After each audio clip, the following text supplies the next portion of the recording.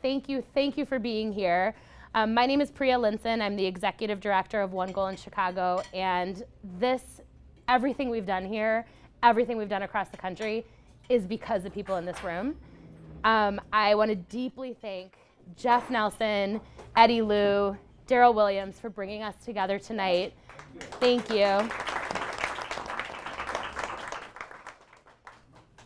My OneGoal story began far before I joined OneGoal. Like many of the people here in this room, it's personal. This work is personal. I grew up in an immigrant family. My parents didn't know how to support me in this country in making the transition between high school and what was next. And fast forward through college, I started my career as a New York City public school teacher, supporting students with that same transition, and helped me realize how widespread this problem is and how deep the need is. And so my story here officially began 9 years ago. I actually am one of the few people that I can say Jeff was in my interview, and so was Megan, who is here tonight as well. And so many of you have been a part of this journey as well. I am honored to lead the work here in Chicago, our founding city and the city that I was born in. I'm so excited to introduce to you Amber Rodriguez, who is my advisor and my friend, and is somebody all of you should know too. So I'd love to take a second to turn to Amber and hear a little bit about you. Amber, introduce yourself. Tell us a little bit about yourself. Hi, so I'm Amber. I'm an alum through OneGoal, so I graduated from Steinmetz in 2016, and I am on the Chicago Board of Directors, which is very exciting. Woo! Yes, a big round of applause. Amber is our first alum to be on the Chicago board. And we're so lucky to have you here supporting our work across the city. For those of you who are new to our work, OneGoal aims to close the college divide. What that means is that we are on a path to ensuring that every young person gets the support that they need to make the transition from high school to what's next in their post-secondary education.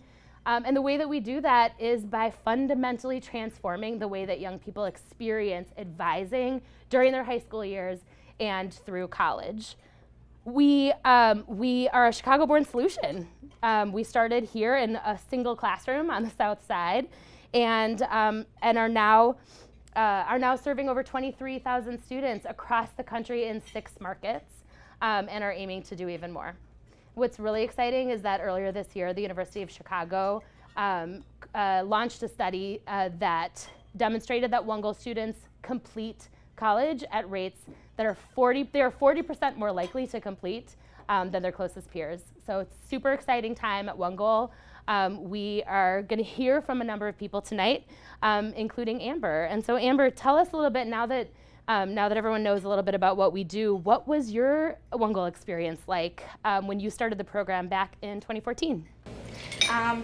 So way back then, I obviously didn't know anything. I'm a first-gen student, so my circle did not have the knowledge of college or even the white-collar jobs that I currently hold. And so going through OneGoal to get all of those, the access to everything that I needed, I wouldn't have gotten otherwise. And so I obviously took that road, especially a little prompt then was that you didn't have to take a gym class if you took OneGoal. So that was a little plus. Super honest. However we can get them in. Yeah, but it worked. It was great, fantastic. And graduated. I have a psych degree in paralegal studies, and I am a transaction coordinator for Fulton Grace Realty Company. So I did the legal field and just recently left. So I think that I wouldn't have had the knowledge of where to go or who to look at or what to do and trying to figure that out back if I did not go have OneGoal as an option. Amber, how has your relationship with OneGoal evolved from the time that you were a junior in high school to now, where you sit on our board? I think that it's a great perspective to go through the program as a student, and then to see the whole board creating these different formats for students and trying to go through what would work, what doesn't work, just those hypotheses, and trying to see make things better for the students to gain that knowledge and to get that those experiences and that knowledge that they obviously wouldn't have had. I know that my whole cohort, this was brand new, and I think the knowledge of the whole back end and trying to figure this out versus the student going through it is very different. I love actually learning all of this stuff. I love research in general, but going through this whole process and trying to figure things out is so fun. And speaking with everyone that I have learned from, who I speak with every day on the board, and their experiences and their backgrounds is vastly different, and I absorb all that, which is great. Well, I think I can speak for all of the board members that are here tonight, the Chicago board members, that you have added so much to our board. Your ability to share fellow experience, fellow voice has just transformed the way that we think about decisions that we're making around the board table. So thank you. Last question. We're celebrating our 15th anniversary here tonight, and OneGoal has been a part of your life for almost a decade. How are you thinking about this milestone, and what's next for OneGoal? I think that's fantastic. I think that obviously I wasn't here in the very beginning, but speaking with people who were here, with the students that have went through the program in the beginning, and the members who were a part of it in the beginning, and hearing the stories and seeing the differences is very insightful and very helpful. And I think that it's incredible that we made 15 years. And obviously, this is going to go into so many years down the road, and I'm just so excited to see what I can help with, and for students that, obviously when you think about the future, it's all futuristic. Seeing how that's going to go and play out is very exciting. That's awesome, Amber. Thank you so much. Thank you for being here tonight. Thank you for your board service and for staying connected. I'm now really excited to welcome up a group of people who can just let us under the hood with what it was like in those early days 15 years ago. So first of all, our three incredible hosts for tonight, starting with Addie Liu and Jeff Nelson, both who co-founded OneGoal. Before OneGoal became OneGoal, we were Urban Students Empowered. And Us Empowered started in the 2003-2004 school year as an after-school program for 32 students. And in 2007, Jeff entered the scene and joined the founding team to pilot what would become our credit-bearing class, the model that you all know and love, and that we've been operating for 15 years in Chicago and across the country. So welcome, Eddie and Jeff. So glad that you're here. Thank you, thank you. I also want to invite Daryl Williams up to the stage. Daryl quickly joined the scene after Jeff did, and came on board. Was actually our second board chair, and remains on the Chicago board today. Has been serving on our board for a really long time. Thank you, Daryl. And every year he says, I think I've given everything I could give, and I say, no, you have not. You are my advisor, and I need you here by my side. Thank you. Thank you for always being here, Daryl. And then last but not least, I'm so excited to invite Lindsay Nursick up to the stage. Lindsay was one of the original 6 program directors, and she is still on staff. Lindsay's career has become the story of OneGoal, truly the story of OneGoal. Lindsay joined our staff after being a program director for many years, and started as a director of teacher support, those teacher coaches that are going in and supporting teachers to ensure that the classroom model is run efficiently and effectively, and is now leading our entire program foundations team on the Chicago team as part of our Chicago leadership team. She's incredible. If you haven't met her, please take a moment to do so. And I'm so happy that you're here, Lindsay. Thank you.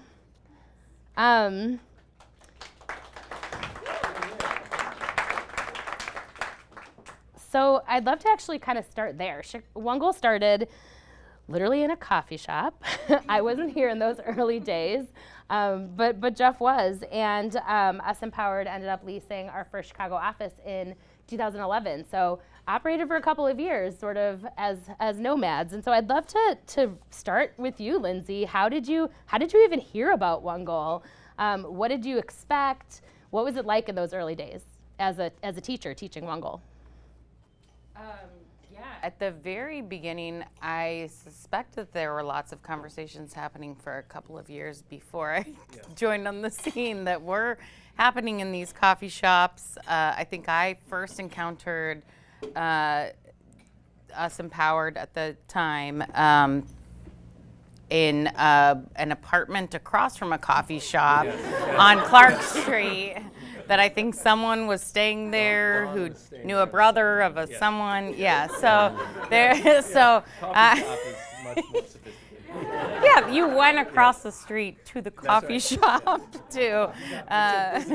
Yes, exactly. So yeah, at the time I was entering my second year of teaching, and there were a group of people who had been talking about this amazing idea, and I think I just sort of. What was shared with me, I knew Jeff and trusted him as a teacher at that time. One of a handful of other teachers that I knew that had been in Chicago for longer than I had been. And so trusted him and said, whatever you're on board with it, if you want me to stay after school and do a thing, I'm here for it. So that's how I started. And so it was very formal. I joined because I trusted Jeff, and I knew that whatever he was probably working on with these people was a good idea. So the initial founding of OneGoal, and it was us Empowered at the time, and I came up with a horrible name. And was actually Thank you for admitting that. was actually 18 years ago in my kitchen with a couple other co-founders, but it was volunteer based. And so we say the start of it was when Jeff joined as our first time employee and our ED of Chicago 15 years ago, and then we shortly changed names thereafter, but it was my terrible name. And part of the reason I think you knew it was because the co-PD, Cal, was an unpaid intern that summer. Maybe he was paid. He might have been paid. Yeah. I think he might have been paid. Not a lot. It was for sure for not credit. a lot. It was, I think that was maybe I met in the apartment when it was, can you stay after school and do a thing, also unpaid, and yes, I can. But before that was, I knew that Cal was working with you over the summer to create an after-school curriculum for a junior and senior junior year and senior year after-school program that was going to support students to get some direct guidance for what they needed to do after high school and to provide some support for that. And so I think Cal was a friend of mine who we had both started teaching the year before, and so we had the first year camaraderie, the first year we've been trial by fire together, and so he was doing this thing over the summer, and I saw what he was working on and what he was thinking about, and what should students be doing, and here's what we've taken from this other person, Matt, who's been at Dunbar High School, and he's been doing something, and so how can we formalize it and make it something that other people could implement? And so seeing him do that all summer after my first year of teaching was this is what we should definitely be doing in high school. And so it made it easy to say, yes, I would like to also be unpaid doing things after school. Please sign me up. So then you signed up. You were a part of this first group. What were some? This is to anybody. What were some of the sort of funniest or most memorable things that happened in those early days? Well, when I first saw Jeff's resume, I was thinking, It was established.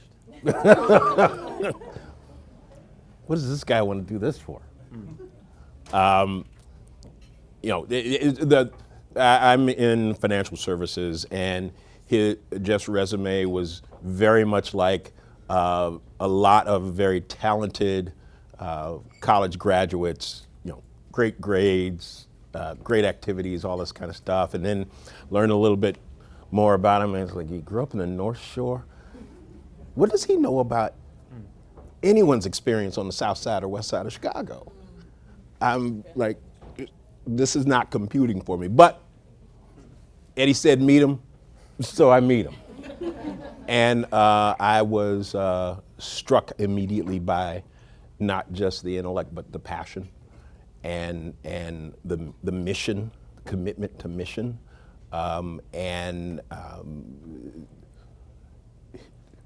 his drive was infectious just from that interview. So that was one of my more memorable experiences as part of this entire entrepreneurial effort. Jeff, why then? Why at that point in your career, why make this shift to Us Empowered? There's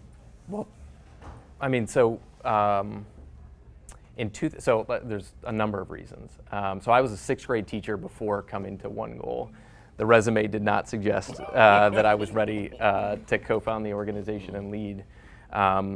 We were reliant on an army of people, a lot of whom are here, including 6 amazing program directors who dedicated a lot. I think there's sort of 2 things that drew me to OneGoal or Us Empowered at the time. One was that in 2006, I went through a 4-month stint of clinical depression. And I think a lot of the staff members have heard this, but probably not a lot of others have heard this story. But so for 4-month segment, I went from a life before depression to one during deep clinical depression. And I came to realize in that process and many years of therapy and healing that some of that depression was connected to questions of vocation and purpose. And I think I was making decisions that were other people's expectations of me, not actually what was on the inside and what I really wanted to do with my life. And I remember meeting these folks, months after that, and they are trying to create a model in which they would see young people when they're 16. From a love center, they would actually get to know what their purpose and vocation was about.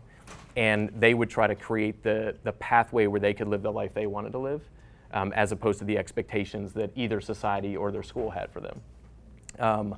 And that drew me in tremendously in my own story.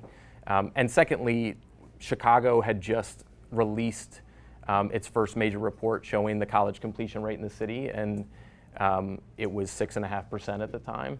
And anybody who was teaching at that time, I think, felt a moral call that the young people they were working with had exponentially higher potential, literally exponentially higher potential from a degree completion standpoint. And that's what got me in the game originally. So let's circle back to the name. Yeah, so my funny, let me just say, I have like a lot of ridiculous stories early on, but one of them was that, so clearly we were a scrappy startup, as we've described. Our first purchase was we had a printer. And I remember when we got the printer. Well, where did the printer go? You were working at a coffee shop. It was in the sublet that we were working at. But, and so in those early days, I remember one of the activities or one of the things that I was focused on was trying to interview all of the parents of students who had gone through Us Empowered to understand actually where there was value, what they would improve about the model.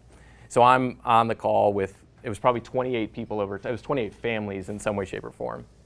And I'm on the 3rd or 4th phone call, and I'm like, hey, this is Jeff from Us Empowered. And she's like, come again? What are you saying? I'm Jeff from Us Empowered. You mean Jeff from Austin Powers? And I was like, I first corrected it. I was like, no, Jeff from Us Empowered. And she's like, from Austin Powers, the program at Dunbar. And in my mind, I'm like, is this the hill I want to die on? And so I was like, yes, Jeff from Austin Powers. And like that was the moment where I wanted to change the name. It took another 5 years No, for but us. the kids, our They- fellows love that name. They did love that name. They would It's nickname true. it Austin Power.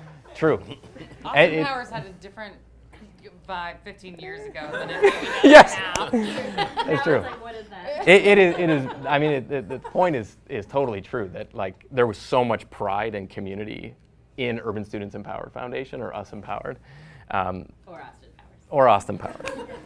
Yeah. Or U.S. Empowered. Yes. It had many different names too. Many different Yes. names. Eddie, how about you? What was one of your most memorable moments? In the early days. And so I think the most memorable moment is when we actually went from a Chicago-only organization to a national organization. We launched in Houston in 2013, and people like Megan here was instrumental, this guy was instrumental, and I had the fortune of having my brother be part of the Houston board, and so that was a special meaning for me. But the bottom line is we were actually going from a local program, which was super important to me, and we're still like the biggest in Chicago versus the other cities, but actually becoming bigger. But one story back in the super early days in the first year was, we had a budget and we had expenses and we had to raise money. We had no money in the bank when we joined. And about midway through the year, Jeff comes up and says, I want to do a gala, which by the way, this May, we're going to have our 15th gala. And that gala is going to cost, so we had an annual budget of $150K. And it pretty much went to his salary and our students. But he's like, I want to spend $45,000 in hopes to make him $70,000. And I looked over at Daryl and I'm like, as a board member and we're raising the money, is that a smart thing to do? In short, we did it. It was a smash and success. I think we raised a whole year's revenue in that one gala, and we've had 14 years afterwards. So that was That's amazing. a great moment. Yeah, that must have been that must have been the moment where you really knew that you'd arrived. What was That he'd arrived. He made a big call, a $40,000 call, which was 30% of our budget, and it was like a huge success. And it got our name out in a small way, but we started becoming part of the Chicago community. Jeff, when did you know that we'd arrived? That this was a thing? I mean, you asked earlier today, like what is a memory from early on? Honestly, most of the moments I knew this was a thing was when I would sit in the back of her classroom or sit in the back of Ace Tech or South Shore's classroom with Miss Woodard. Even though it was enormously scrappy, the relationship that our program directors had with their students is very, very similar to what it is today at a much larger scale. And there was, just incredible authenticity, there was vulnerability. And if we began to equip people like Lindsay, who held tremendous social capital with the insights and the data and the infrastructure she needed to have the impact that she wanted, we could see that there was tremendous leverage in that relationship and that it was real, even when we had only a printer. I think that was the thing that was honestly most memorable. I can't remember, it wasn't like this exact moment. It was just the feeling that when you went into a OneGoal classroom, and Melissa probably has this all over the place, there's a relationship. There's really just like a familial relationship that is truth, honest. There's community there. It's not all perfect. We're still figuring it out today. But there's an incredibly clear commitment to each other, and you could see that early on. How about you, Lindsay? Yeah, I'm just nodding vigorously to what you're saying because I've been thinking about this question of what's the thing? And I can say that as a second year teacher, I did not see this. I couldn't see what this is with this room of people and what this means. And we're talking about a national thing. What I saw was all right, I know very little. I've been here for 1 year, and I know that I'm getting an opportunity to spend some more time with students. And then there was, to Jeff's point, just this such close knit, these are people that, 15 years later, I am still in touch with, or, you know, in the last few weeks, I've been reaching out to some of those program directors that I haven't been in close touch with for years and saying, here's a couple pictures from 2007. Can you hang out at the gala in May? Is it cool that I gave that to Rhea to put on our website? Yes, take a look at the website. You might find something familiar. And just even the response from those people to, you know, people that I haven't talked to in so long to say, like, this brings tears to my eyes. This is so, like, I got all the feels from just even seeing all your names on this email chain. Like, it is the same. It's the same now that it was then, and the same thing is still true. And it was the relationship, and it was like the commitment, and that is still there, and that is also still there for people who were like part of it that are not still part of it, that have that deep connection to it. That is like, this is a real thing. This was real. I continue to have, you know, people who aren't involved with OneGoal now that were program directors 15 years ago, they still do have relationships with those kids that they worked with 15 years later, even if they are not all still deeply connected to OneGoal.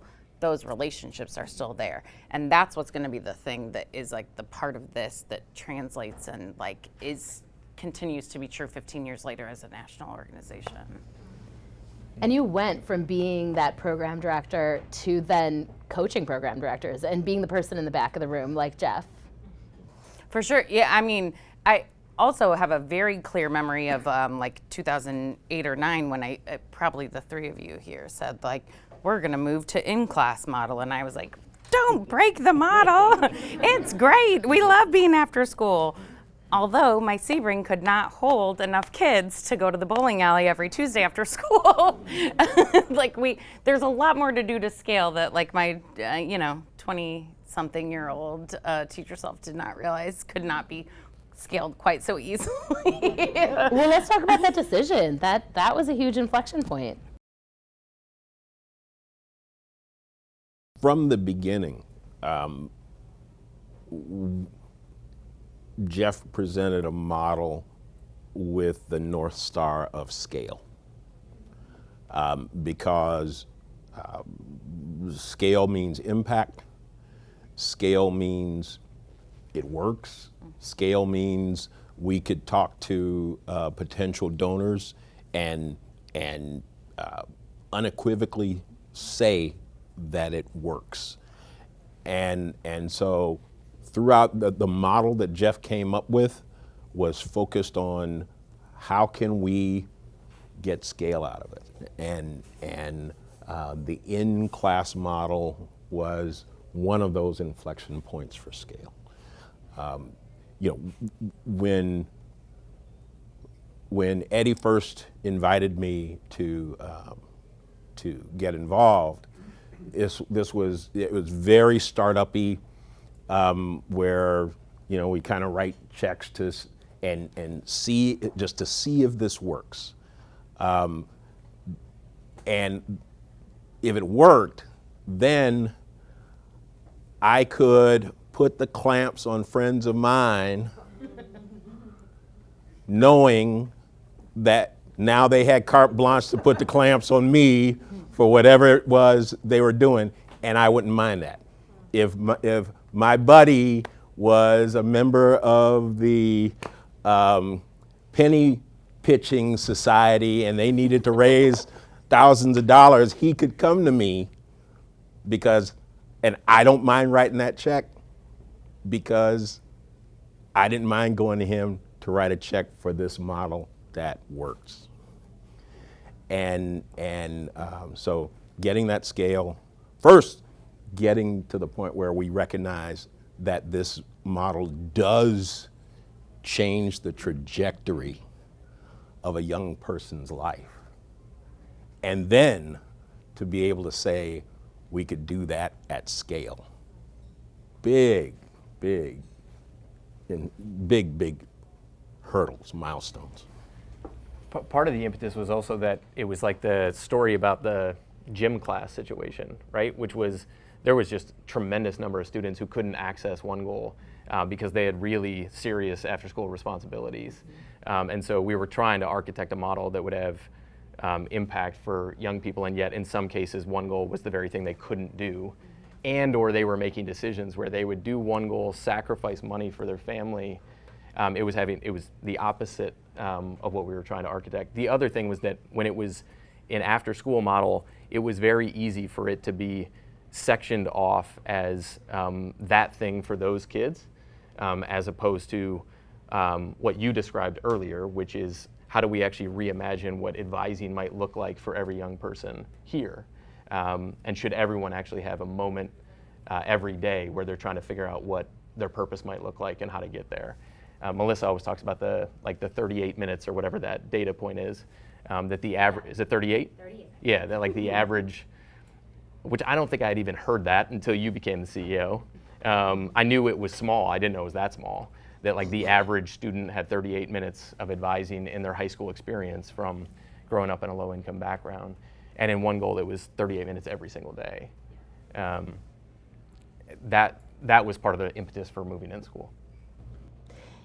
So, the four of you, and also we have a couple of alums here tonight, both Amber and Natira here in the front.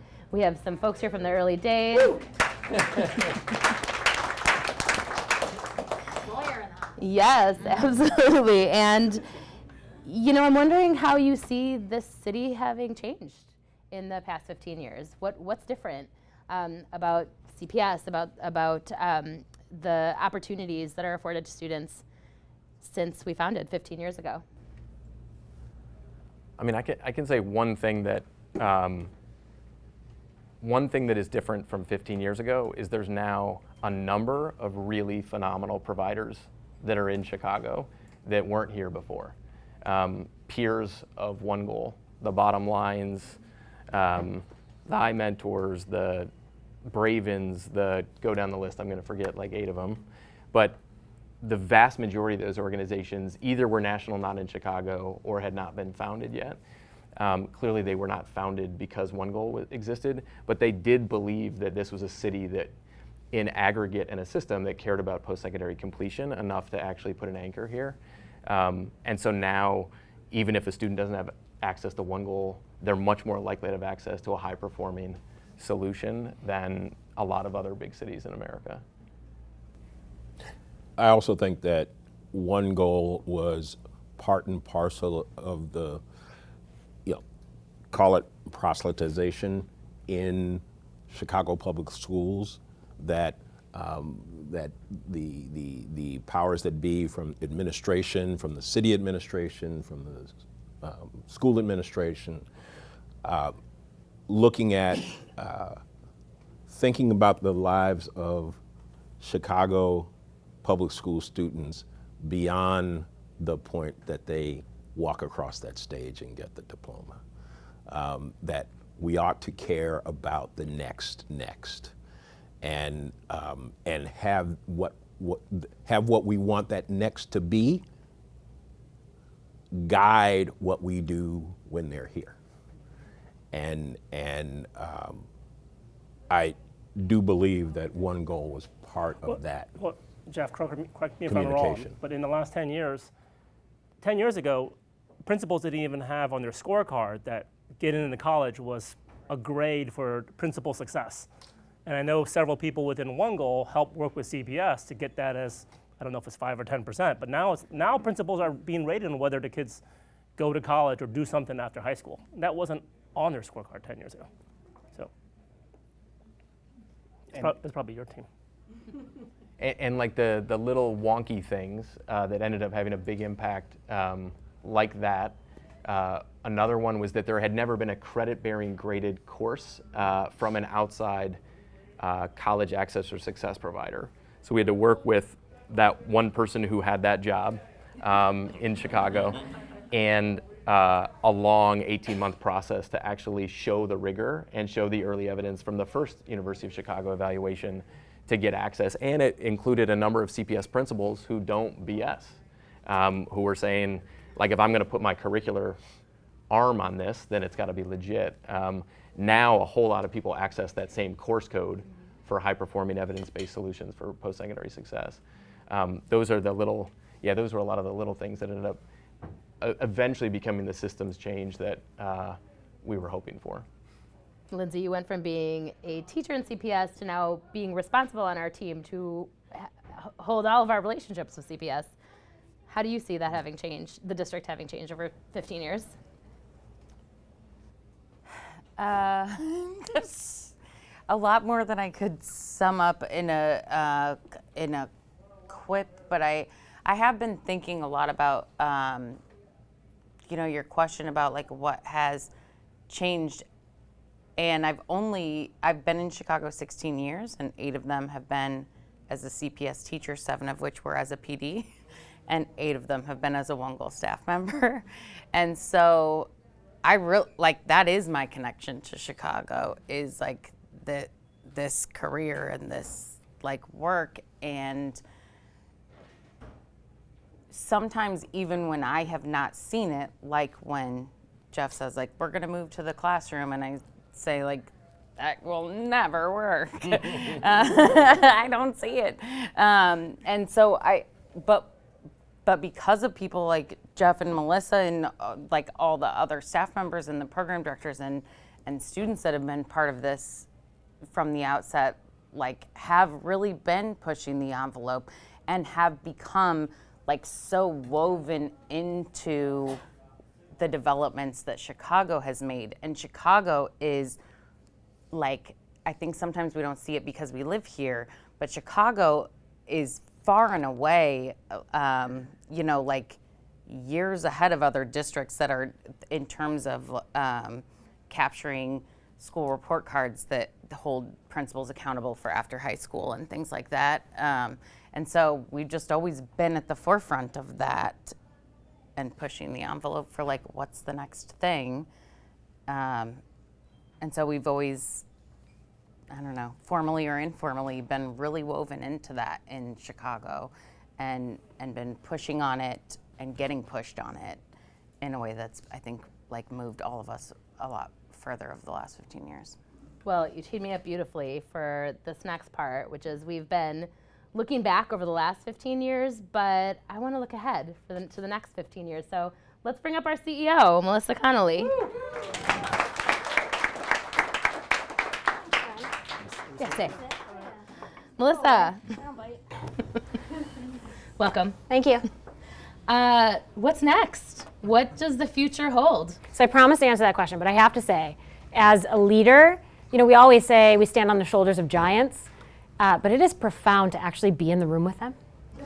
And I hope that all of you stop and think about whose shoulders you're standing on and create an opportunity like this, because I literally have goosebumps. It has been remarkable to hear the stories that came before I was here.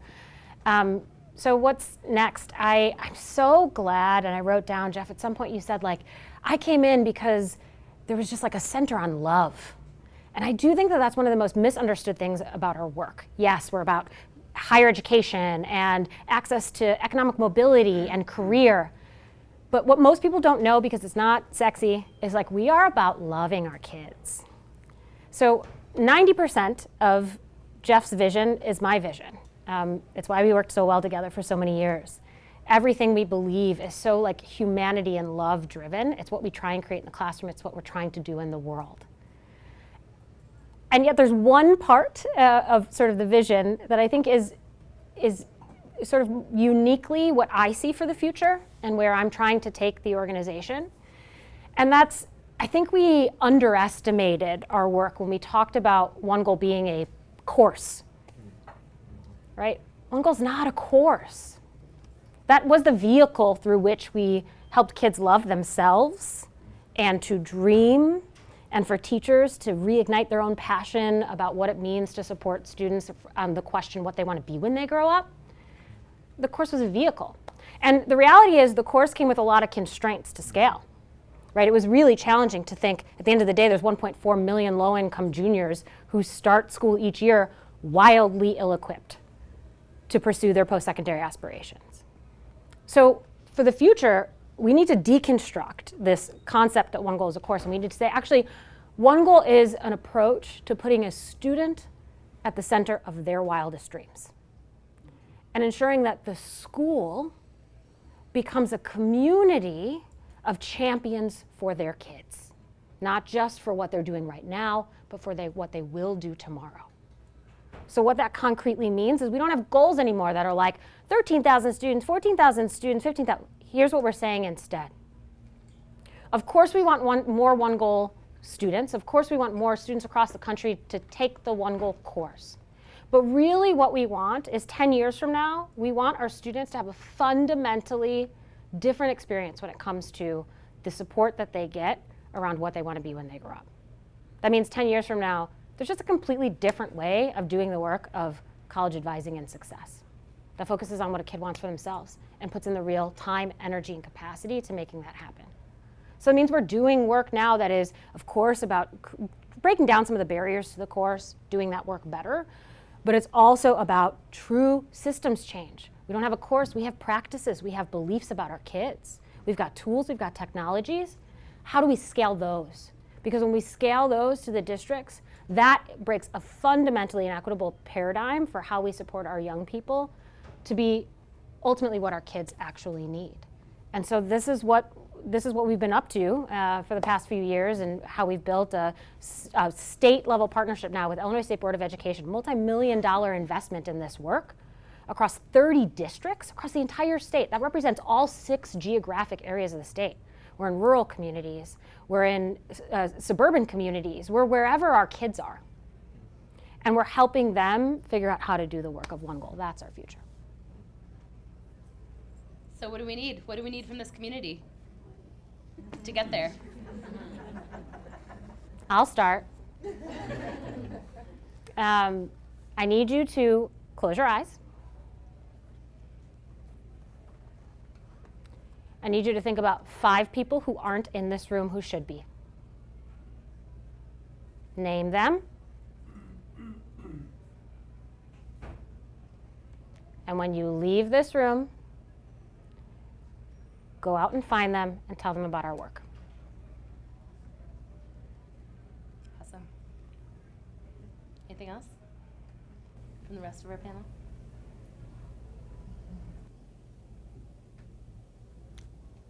I think she said it. Well, thank you to all of you, and thank you so much for not only being here, for hosting us tonight. Eddie, Jeff, and Daryl, thank you, Melissa and Lindsay, also for joining. I'm going to turn it over to Eddie and bring Amber back up to close us out.